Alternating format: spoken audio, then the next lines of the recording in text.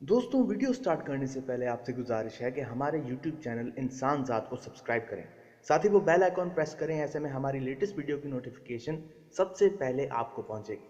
شکریہ۔ لیونارڈو دی سر پیرو دا ونچی 15ویں صدی اٹلی کے دور رینیسانس کے ماہر مصوری کے ساتھ ساتھ ایک بریلینٹ سائنسدان، میتھمیٹیشین، جیولوجسٹ اور باٹنسٹ بھی مانے جاتے ہیں۔ انہوں نے مصوری کو ایک پہچان دی۔ کہتے ہیں need is the mother of creativity. Invention, innovation اور کریٹیوٹی کے ساتھ دا ونچی کی بنائی چیز کی ایک مہارت آج بھی مانی جاتی ہے۔ تو آئیے آج ہم دا ونچی کی بے شمار ڈیزائنز میں سے چند ڈیزائن مشینز کو وجود میں پرکھیں گے کہ یہ کتنی ایفیشنٹ اور کامیاب تھی۔ Number 3، came hammer. لیونارڈو کی یہ ایجاد ہزاروں سال آگے سوچنے کی ہے۔